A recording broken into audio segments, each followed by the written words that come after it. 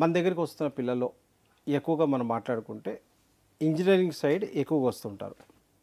So engineering సైడ్లో కూడా మా ఫీ స్ట్రక్చర్స్ డిఫరెంట్గా ఉంటాయన్నమాట. సో ఈ ఈ ఫీ స్ట్రక్చర్ గురించి మనం మాట్లాడుకుంటే ముందు కంప్యూటర్ సైన్స్ విషయానికి వస్తే ఓకే.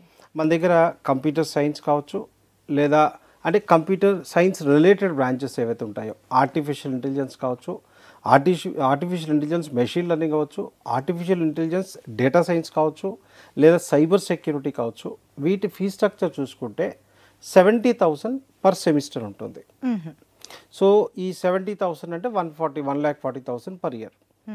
ఈ ఫీ స్ట్రక్చర్ 2025లో ఎవరైతే జాయిన్ అవుతున్నారో వారందరికీ కూడా ఇదే ఫీ స్ట్రక్చర్ క్యారీ అవుతుంది. సో కంప్యూటర్ సైన్స్ ఒక్క దాంట్లో మేము స్కాలర్షిప్ అనే ప్రోగ్రామ్ రన్ చేస్తున్నాం. ఓకే. సో దీంట్లో గ్రూప్స్లో మ్యాథ్స్, ఫిజిక్స్, కెమిస్ట్రీ ఎవరికైతే 95% అబవ్ ఉంటుందో వాళ్ళకి 20,000 పర్ ఇయర్ స్కాలర్షిప్ ఉంటుంది. అంటే 20 × 4 80,000 స్కాలర్షిప్ వస్తుంది వాళ్ళకి. వావ్.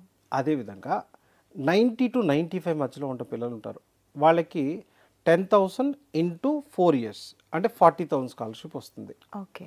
సో ఈ రెండు స్కాలర్షిప్ తప్పితే మార్వాడి యూనివర్సిటీ ఎటువంటి అదర్ స్కాలర్షిప్ ఇవ్వదు.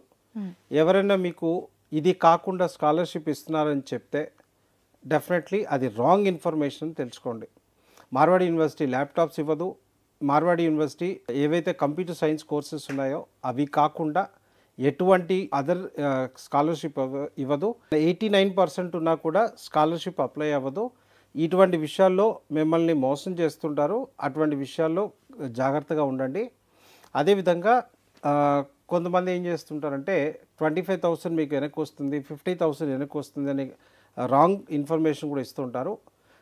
అథెంటికేటెడ్గా మార్వాడి యూనివర్సిటీ ఇటువంటి స్కీమ్స్ ఏది పెట్టదు. సో అదంతా కూడా మినిమం బ్లఫ్ చేయడానికి ఎవరైనా చెప్తే వారి ట్రాప్లోకి మీరు వెళ్ళకండి. సో ఆ రకంగా కంప్యూటర్ సైన్స్ విషయానికి వస్తే ఓన్లీ కంప్యూటర్ సైన్స్ డిపార్ట్మెంట్లో మాత్రమే ఈ స్కాలర్షిప్ ఉంటుందన్నమాట. ఓకే.